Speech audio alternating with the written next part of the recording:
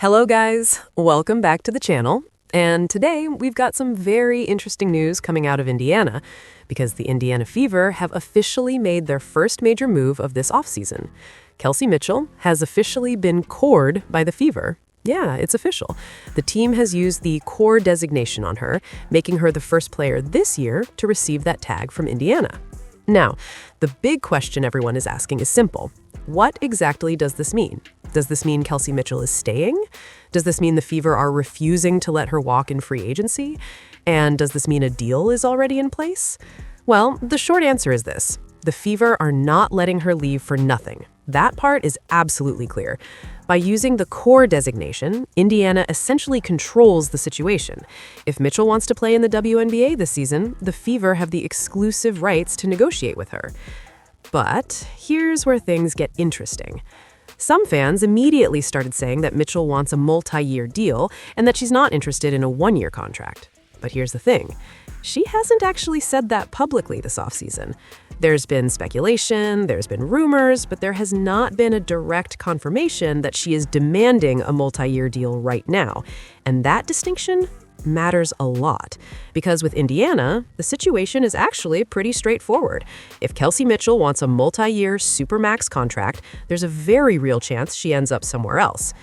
But if she is willing to sign the one-year SUPERMAX contract under the CORED designation, then she is staying in Indiana for the season. And that SUPERMAX number is massive. We're talking roughly $1.4 million for 1 year. Yeah, that's a huge contract in the current WNBA structure, and it reflects just how valuable Mitchell has been to the Fever organization. She has been one of the most consistent scorers in the league and one of the most important pieces of the team's offense for years now. And look, this isn't unprecedented. We've already seen players sign multi-year SUPERMAX deals under the core tag before. Jackie Young did it, Kalia Copper did it, so technically, it is possible for Mitchell to sign a multi-year SUPERMAX extension as well. But that's where the Fever's long-term puzzle starts to get complicated, because if Mitchell signs a multi-year SUPERMAX deal, it dramatically affects the team's salary structure going forward. And the reason for that is simple. The Fever are already preparing for massive future contracts for their young stars. You're talking about Caitlin Clark, you're talking about Aaliyah Boston. Those two players are the long-term foundation of the franchise. Eventually, they will both be on max or SUPERMAX deals themselves. When that happens, the salary cap situation becomes extremely tight. And that's why a multi-year SUPERMAX for Mitchell would be such a huge commitment. Think about it this way. If Mitchell takes the one-year SUPERMAX, Indiana keeps its flexibility. They run it back for one more season, they try to compete for a championship, and then they reassess the roster later. But if she signs a 2- or 3-year SUPERMAX deal, suddenly the Fever are locked into a very expensive core for the foreseeable future. And that brings up another huge debate that fans are already having. What happens when Caitlin Clark's next contract comes up? Because realistically, Clark is not going to take a massive pay cut. That just isn't how professional sports work. Even if she loves the team, even if she loves the fans, there are still financial realities. We're not talking about a small discount either. To make the numbers work with multiple SUPERMAX contracts, chance they would rather do it on a team that is already a championship favorite. That's just the reality of the business. Now, with all that being said, most expectations right now are that Kelsey Mitchell signs the one-year SUPERMAX. That seems to be the most logical outcome. Once that happens, the situation becomes much clearer. If she signs that deal, she's staying in Indiana for the season, and she is not being traded. The core tag essentially guarantees that.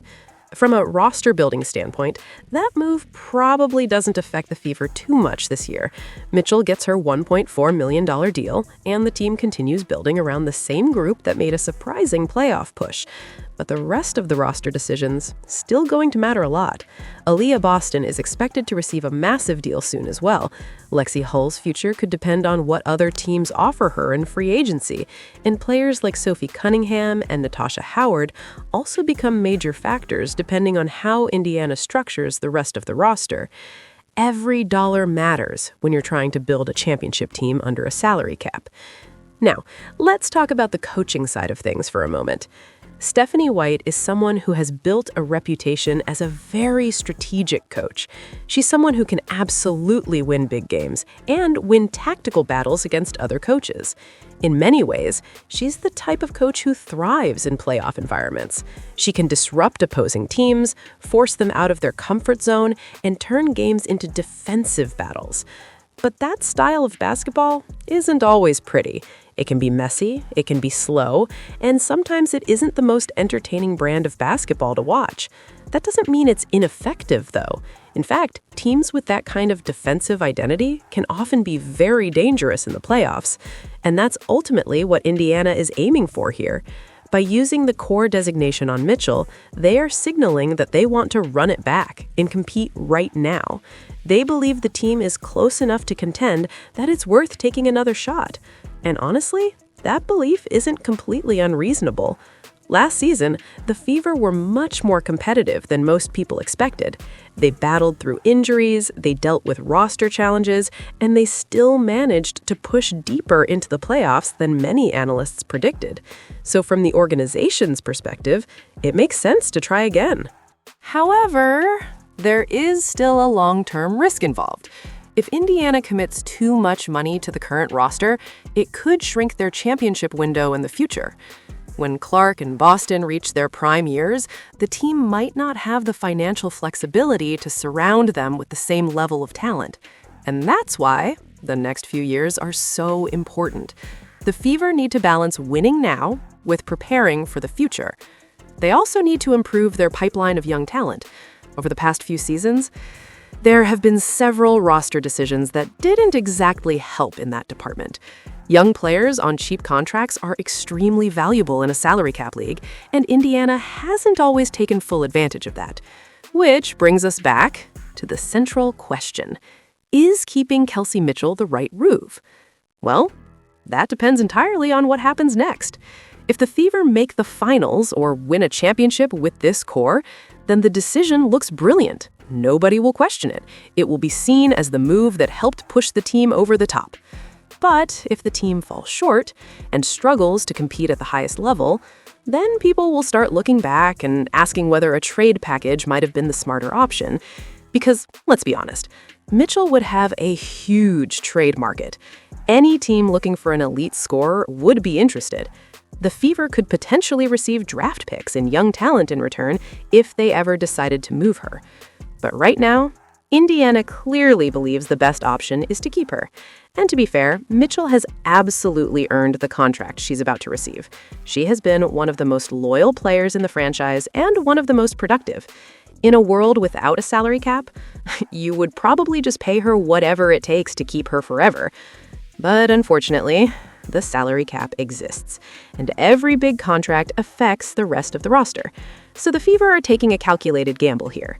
They are betting that this core group can compete for a title right now while still figuring out the long-term future later. Whether that gamble pays off is something we'll find out over the next season or two. But one thing is clear. Kelsey Mitchell being cored by the Indiana Fever is one of the biggest moves of this offseason, and it could shape the direction of the franchise for years to come. Anyway, guys, that's the latest update. Let me know what you think about the move in the comments below. Do you think the Fever made the right decision keeping Kelsey Mitchell, or should they have considered a trade? And as always, don't forget to like the video and subscribe to the channel for more updates. I'll see you in the next one.